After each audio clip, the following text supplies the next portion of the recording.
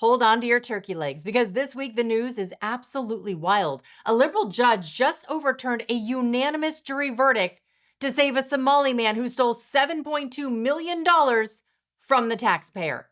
And you won't believe where that money was going. Meanwhile, Chicago Mayor Brandon Johnson, he goes on live television and says, we can't incarcerate criminals because that's racist. Yeah, just days after a career criminal was freed and set a woman on fire. The judge behind it openly admits she judges cases based on skin color. Wait until you see this video. And since it's Thanksgiving week, well, I've got a bonus clip that's pure gold. President Trump serving up a platter of comedy so good, even the turkeys are laughing. I've watched it a few times. Trust me, you're going to want to see this one. Now, before we dive into all of that, a quick announcement in case you missed it. The Kerri Lane Show store is live. So start your holiday shopping early with mugs, hats, shirts, whatever the family wants. And because you all are so amazing, you can snag 15% off with the code Kerri15 at checkout. Links and the code are down below in the description so you won't miss out. All right, go get your goodies, and enough of that. The first story, absolute insanity. Somalis in Minnesota just got caught running a massive fraud ring scheme. But it gets even weirder. The fraud is so extreme that Donald Trump has terminated deportation protection for Somali nationals living in Minnesota. And here's the kicker. A jury just found a Somali man guilty of stealing $7.2 million from taxpayers through fake Medicaid billing. That should have been the end of it, right? Wrong. A liberal Minnesota judge stepped in and completely overturned the verdict, acquitting him of all charges. At the August trial for Abdi Fattah Yusuf, the jury heard evidence that he ran his home health care company Promise Health out of a mailbox at a Central Avenue address where multiple other home health care companies were supposedly located. Yusuf and his wife Lol Ahmed were charged with stealing $7.2 million of taxpayer money through Medicaid overbilling in a personal care assistant or PCA scam. The couple allegedly spent tens of thousands of the fraud money on luxury items for themselves. Despite the jury swiftly convicting Yusuf, Judge Sarah West last week decided they got it wrong. You think you're shocked? Listen to one of the jurors who actually decided this case. I am shocked. I'm shocked based off of all of the evidence that was presented to us and the obvious guilt that we saw based off of the said evidence. It was not a difficult decision whatsoever. The deliberation took probably 4 hours at most. Based off of the state's evidence that was presented, I was beyond a reasonable doubt.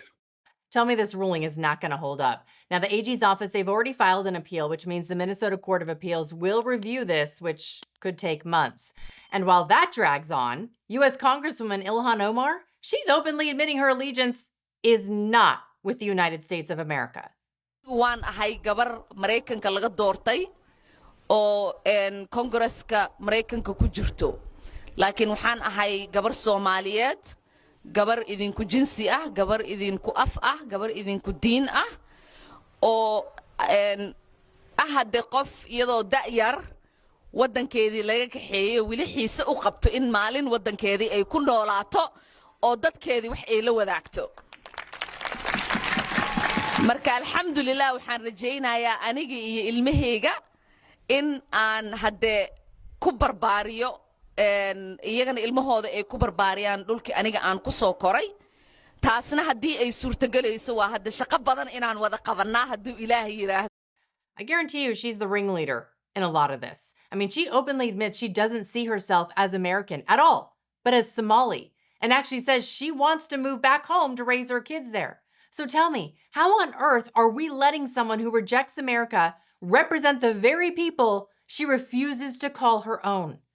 And it doesn't stop there. Every major Somali fraud ring is targeting Minnesota, and by extension, every single taxpayer in this country. This is the consequence of letting a culture that is built on corruption, violence, and piracy take root on American soil.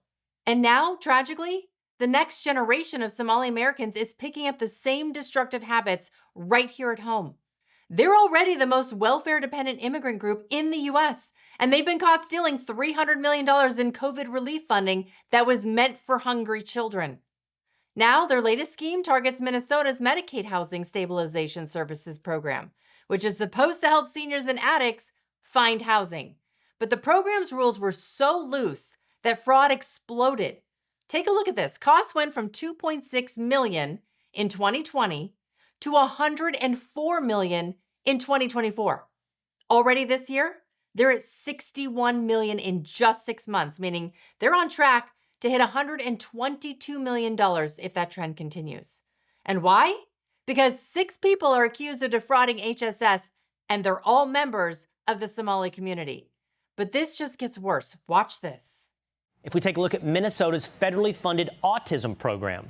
Now, several people, and this is an example, a woman in the Somali community, are co-conspirators, and they're accused of recruiting kids for autism therapy. They brought in families, had them convinced to get their kids diagnosed as autistic. In fact, these families ultimately ended up having various social services bid for their children, competing with the number and size of check that they would get. It didn't matter if the kids had autism. And what happened? Autism claims to Medicaid surged. In 2018, $3 million. By 2023, listen here, from $3 million to $400 million. Autism providers jumped from 41 to 328 in 5 years. Now, City Journal reports that the Somali fraud rings send a lot of money back to Somalia. 40% of households in Somalia get remittances from abroad. That totals $1.7 billion. That is more than the entire budget of the Somali government. Money being sent abroad, from abroad, back to Somalia. Where is that money going? Take a look at this. Most alarmingly, a lot of that money is funneled through money traders, and in the end, ends up in the hands of al-Qaeda-linked Islamic terror group al-Shabaab. So to bring this full circle, the Minnesota taxpayers are funneling money through fraudulent autism claims back to Somalia, where that money lands in the accounts of al-Shabaab.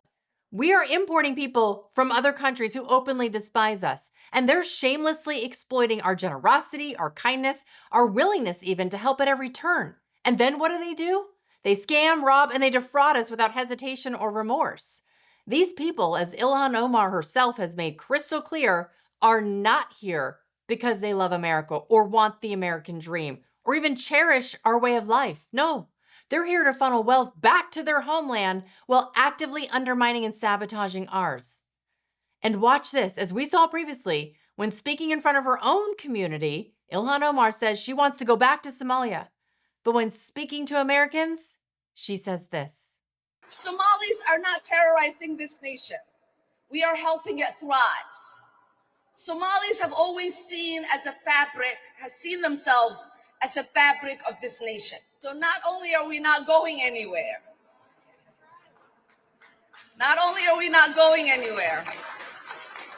we are not going to allow anybody to make us feel less Minnesotan or less American. Last I checked, stealing COVID relief funds and illegally grifting millions under the fake banner of autism charities is not helping this country thrive. Your actions are the polar opposite of your sanctimonious rhetoric, which means you cannot be trusted, period. ICE, they need to round up every single one of these people and deport them. No excuses, no delays. Get them out of our country if they're here illegally. Now, another crisis crushing our great nation, the open war that radical leftist judges have declared on the American people, releasing violent career criminals right back onto our streets to rape, rob, and even murder again. President Trump, he seized the moment and called out the rogue judges that are responsible for the release of the man who recently lit a woman on fire on a Chicago train. They burned this beautiful woman riding in a train. A man was arrested 72 times. 72 times, think of that. And they'll let him out again. The liberal judges will let him out again. He's 100% right. This monster has 72 arrests on his record. And thanks to liberal judges, he's basically got a hall pass to commit more crimes. And Mayor Brandon Johnson, he's not even pretending to hide it. He's out here lecturing us that locking up violent criminals is racist. We cannot incarcerate our way out of violence. We've already tried that. And we've ended up with the largest prison population in the world without solving the problems of crime and violence. The addiction on jails and incarceration in this country, we have moved past that. It is racist, it is immoral, it is unholy, and it is not the way to drive violence down. Murderous thugs, They belong behind bars, period. They should not be roaming the streets terrorizing innocent people, no matter what their race or gender is. Accountability, it's not racist, it's basic common sense, and yet countless liberal activist judges act like that's optional. This isn't justice, it's a public safety disaster. Now here's Judge Teresa Molina Gonzalez. She is the judge responsible for releasing Lawrence Reed after 72 arrests. And as President Trump said, he is the monster who poured gasoline on that innocent woman riding the train in Chicago and then lit her on fire. Now she remains in critical condition. Our thoughts and prayers are with her and her family. This didn't have to happen. That's what is so infuriating about all of this. Now, the reason Reed was walking Chicago streets freely in the first place is because this judge let him go despite a pending case for allegedly knocking out a female social worker. The prosecutor warned her that he was dangerous. Heck, a mental hospital released him because he was a safety risk. And this judge's response at that detention hearing was, quote, "I can't put everyone behind bars just because the state attorney asked me to." She should be fired immediately. Ask my husband, a lieutenant in law enforcement. He tells me what's predictable is preventable. And 72 arrests prove just that. Here's a video of the judge openly admitting she used to make prosecutorial decisions based on race. Being a Latina in the office, people would tell me, like, don't you feel like you're prosecuting your own people? But it's true. There were a lot of, defendants that look like me. However, I had a chance as a prosecutor to make a difference as to what cases come in. I had a chance as a prosecutor to decide what offers were appropriate. And so I always offer them the opportunity to do community service. Anyone who thinks enforcing the law is prosecuting your own people is the problem. Your job isn't to play favorites, it's to prosecute criminals. If you do the crime, you do the time. I mean, it's really that simple. Public safety issue is not a racial issue, but the left, boy, do they love to frame it that way. And why? Because they're not on the side of protecting law-abiding citizens. They're on the side of protecting criminals based on skin color. And failing Mayor Brandon Johnson, he just looks the other way. Crime is skyrocketing, which, by the way, overwhelmingly impacts brown and black communities, and yet he claims there's nothing to see here, just a one-off incident. My responsibility is to build the safest, most affordable big city in America. The investments that we are making are certainly moving us in that direction. This is an isolated incident. I mean, I don't see this as some sort of trend. Not a trend? What about the 14-year-old boy shot and killed at a Christmas tree lighting, along with 8 others that were injured? Is that isolated too, Mayor? President Trump, he didn't hold back in calling out the mayor and governor over these crime-ridden cities. We have a governor that thinks it's wonderful that only like 7 people were killed this week. But we are moving toward doing, and we're going to, if crime gets, it's horrible what's happening in Chicago. And yet Governor Pritzker and Mayor Johnson, they just continue to refuse President Trump's help to save lives.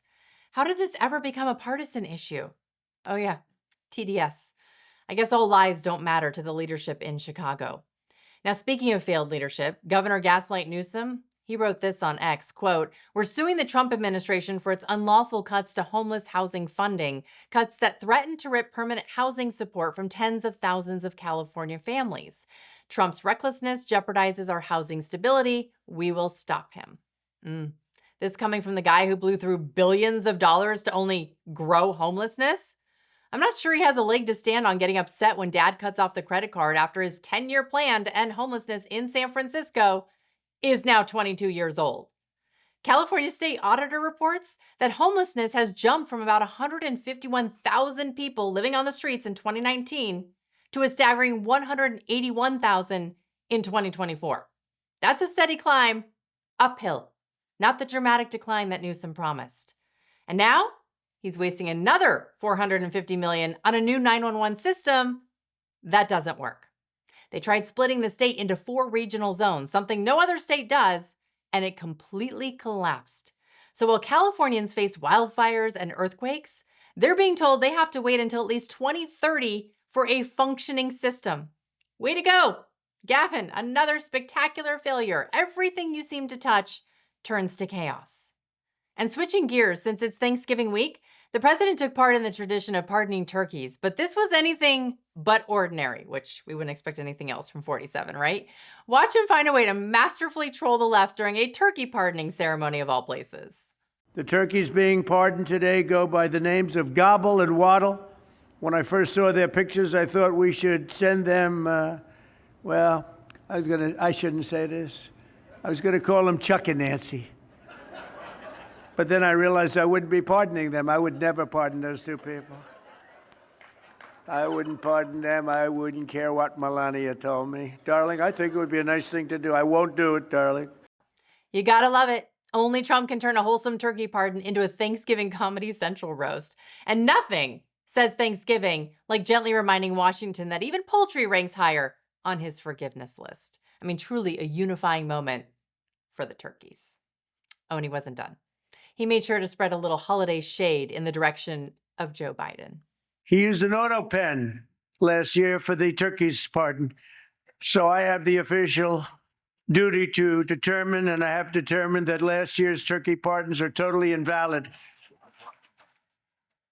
as are the pardons of about every other person that was pardoned other than, where's Hunter? They're hereby null and void. The turkeys known as Peach and Blossom last year have been located, and they were on their way to be processed, in other words, to be killed.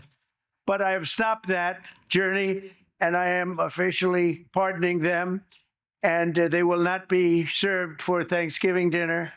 Leave it to Trump to make a turkey pardon more entertaining than primetime television. Peach and Blossom live, Biden's pardons die, and Joe is still trying to figure out where the auto pen went. Classic Trump, even the poultry gets a comeback tour. All right, if you missed my latest video, it's on James Comey and Letitia James's court cases getting tossed, but that's not over. There is more to come. I break it all down and explain what lies ahead next. Plus, Mark Kelly in some hot water after making that video now going viral, demanding that the military defy any illegal orders. Yeah, Pete Hegseth is on this one, and Senator Kelly could be court-martialed. All those details in that video. Go ahead and click on it. It should be now on your screen. All right, thanks for joining me today. I hope you all have a wonderful Thanksgiving. Enjoy the time with your family. I will be off the next couple of days enjoying some time with mine. I will be back on Sunday. I hope you join me then. Happy Thanksgiving. Be safe out there.